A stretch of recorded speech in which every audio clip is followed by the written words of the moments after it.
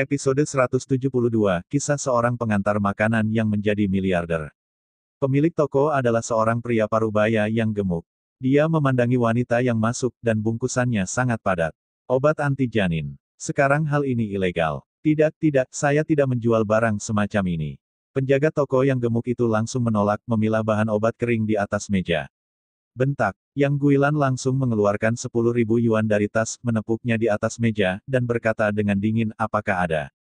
Penjaga toko yang gemuk itu meliriknya, mengerutkan kening, dan menatap wanita di seberang matanya, kata tidak ada hal seperti awal untuk tidak menjual, ambil uang Anda kembali. Yang Guilan apa-apa dan dari tas dan mengeluarkan 20.000, memukul di atas meja, dan bertanya, obat aborsi, tidak ada. Katakan sejujurnya, Yang Guilan juga sangat kesakitan saat mengambil uang, tapi agar Jiang Wan menjadi Nyonya Jiang, dan untuk menjalani kehidupan dengan pakaian dan makanan yang bagus selama sisa hidupnya, dia bekerja keras. Jika putri bodoh itu tidak mendengarkannya sendiri, lakukanlah sendiri. Saat ini, penjaga toko itu tercengang, melihat 30.000 merah cerah. Sedang memikirkan tentang itu, dia cepat-cepat keluar dari konter, membuka tirai pintu, dan kemudian mengumpulkan uang. Dengan senyum menyanjung di wajahnya, dia berkata, kakak tunggu sebentar. Setelah itu, dia berbalik dan pergi ke halaman belakang sebentar sebelum mengambilnya. Dia mengeluarkan sepasang obat, menekannya di atas meja, dan berkata, kakak kamu akan memberikannya kepada siapa? Yang Guilan memandangi penjaga toko yang gemuk itu dengan dingin. Said, engkau tidak perlu khawatir, bagaimana cara memakannya, tidak melukai tubuh orang dewasa kan? Pemilik toko gendut itu berkata, saudari, mari kita beritahu Anda bahwa obat anti janin ini bukanlah hal yang baik sejak awal, dan itu pasti berbahaya bagi tubuh orang dewasa, tetapi Anda dapat membeli beberapa lagi untuk membuat Anda tetap sehat, dan saya akan memberikannya kepada Anda. Setelah itu, penjaga toko yang gemuk memiliki beberapa gambar lagi untuk menenangkan tubuh dan pikirannya. Yang Guilan menghabiskan total lebih dari 40.000 sebelum meninggalkan toko dengan puas. Lebih dari 40.000 ini benar-benar membuat Yang Guilan kehilangan seorang wanita yang menganggap uang sebagai nyawanya. Begitu sampai di rumah, dia mulai bekerja, membuat dekokting obat. Seluruh rumah dan halaman berbau obat Cina. Ketika Jiang Guomin kembali, dia bertanya dengan sangat bingung, apa yang kamu lakukan, siapa yang sakit? Yang Guilan sedikit bersalah, bagaimanapun, dia buru-buru menjelaskan, bukankah Jiang Wan hamil, aku memberimu beberapa janin. Jiang Guomin tersenyum dan berkata, oke, bukankah kamu mengatakan bahwa kamu tidak menginginkan anak ini di pagi hari? Mengapa kamu memiliki barang ini sekarang, kamu? Ini adalah pisau mulut tahu hati, saya pikir William dan Jiang Wan cukup baik. Anda tidak akan mengatakan sepatah kata pun tentang menantu, bagaimanapun juga, mereka semua adalah sebuah keluarga. Yang Guilan sekarang memiliki hati nurani yang bersalah dan tidak berani mengatakan apa-apa, jadi dia tersenyum dan menjawab, saya tahu, kamu tahu, sibuk denganmu, aku akan mengirimkannya ke Jiang Wan setelah aku selesai. Jiang Guomin tidak berkata apa-apa, bersenandung sedikit dan memasuki rumah. Pada saat yang sama, William sedang berbicara dengan Kiao Fugui di kantor Direktur Sengding Group. Old Kiao, aku bisa memberitahumu kabar baik bahwa Jiang Wan hamil. William sangat semangat di hatinya, dengan kaki bersilang erlang, dan seluruh tubuhnya dipenuhi dengan kebahagiaan. Segera setelah Kiao Fugui mendengar ini, seluruh orang menangis, dan berkata, Tuan, Nyonya benar-benar hamil. William mengangguk, dan berkata, ya, saya memeriksanya pagi ini. Oke, saya akan senang jika Anda mengetahuinya, 2 anak. Kiao Fugui menyeka matanya yang berkaca-kaca, dan merasa bahagia untuk tuan muda di dalam hatinya. Keluarga Chen punya bayi lagi. Kelahirannya pasti mengejutkan dunia. Tuan, apa yang akan kamu lakukan? Kiao Fugui bertanya. William berpikir sejenak dan berkata, ketika Jiang Wan melahirkan anak ini, saya akan membawa mereka pulang, dan inilah waktunya untuk memberitahu mereka identitas saya yang sebenarnya. William berpikir lama sekali, terutama tentang pagi ini. Dia sangat tersentuh. Ibu mertua selalu meremehkan dirinya sendiri, jadi dia menceritakan identitasnya sepenuhnya dan memberitahu dia bahwa dia adalah menantu laki-laki yang telah dimarahi selama 3 tahun. Orang macam apa itu? Ngomong-ngomong, bagaimana sisi ayahku? Tanya William. Kiao Fugui menggelengkan kepalanya dan menghela nafas, Tuan, apakah Anda benar-benar berencana untuk kembali sekarang? Tuan benar-benar merindukan Anda, dan sekarang ada banyak hal di rumah, Anda harus kembali untuk memimpin situasi secara keseluruhan, dan kesehatan tuannya saat ini tidak baik. Qiao Fugui juga sangat cemas, kesehatan tuannya semakin buruk, dan William harus kembali dan mewarisi properti dan industri sebesar itu. Keluarga Chen, sama sekali tidak bisa jatuh ke tangan Yun Jing. Mata William tenggelam dan dia mengangguk dan berkata, aku tahu, ini akan segera datang. William juga ingin kembali, tetapi dia masih harus menunggu beberapa saat untuk kesepakatan dengan Yun Jing. Di hari-hari terakhir ini, Anda harus bersabar, jika tidak, Anda akan gagal. Ya, tidak apa-apa, aku akan kembali dulu.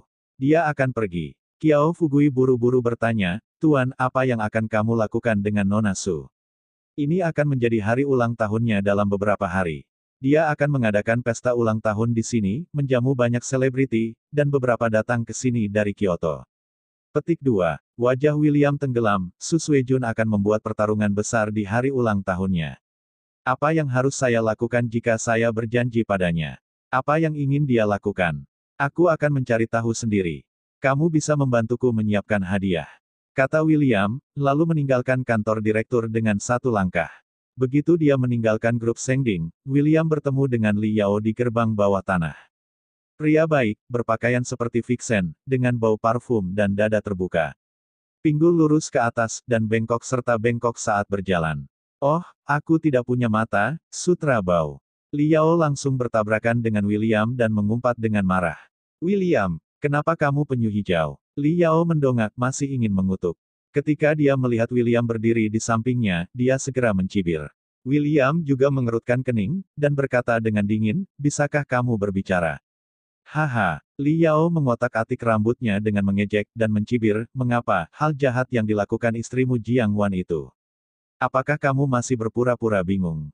William ini terlalu buruk, dan istrinya menipu dia. Dia benar-benar ingin datang ke sini. Jangan lihat di mana ini. Sengding Group, bangunan grup pertama di kota. Li Yao, tolong jaga kebersihan mulutmu. Suasana hati William sedang bagus, tapi sekarang dia sangat kesal. Li Yao ini baik-baik saja mencari masalah. Li Yao terkejut, tetapi dia tidak menyangka William, seorang idiot bodoh, berani berbicara dengannya seperti ini.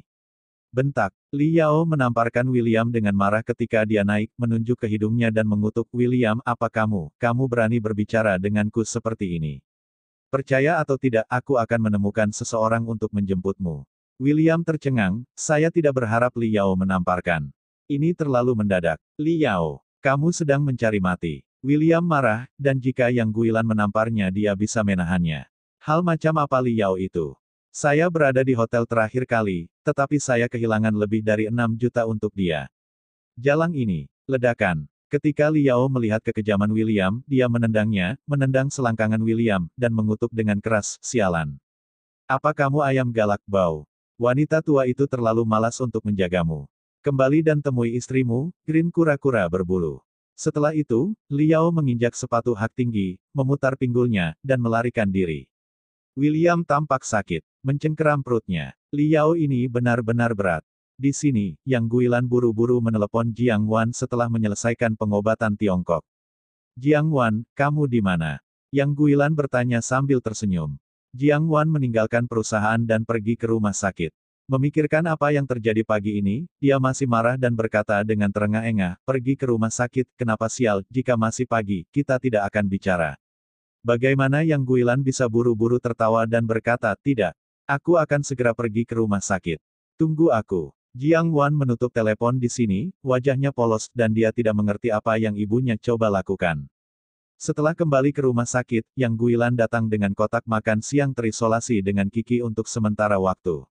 Itu sanjungan yang rajin. Wajah tersenyum dan berkata, Bu, Ibu tahu dia mengatakan hal yang salah di pagi hari, bukankah Anda mengerti apa yang dimaksud dengan kesehatan tocolisis pengobatan China, khusus untuk Anda minum ini, katanya. Yang Guilan membuka kotak makan siang yang terisolasi, dan obat Cina hitam di dalamnya memiliki bau yang kuat. Jiang Wan tidak suka minum minuman ini sejak dia masih kecil, dia mencubit hidungnya dan melambaikan tangannya dan berkata, Bu, kamu cepat minum, saya tidak meminumnya, baunya tidak enak. Bagaimana Yang Guilan bisa melepaskan kesempatan itu, dan berkata dengan sopan, kamu tahu apa? Minumlah. Ini usaha ibu yang telaten.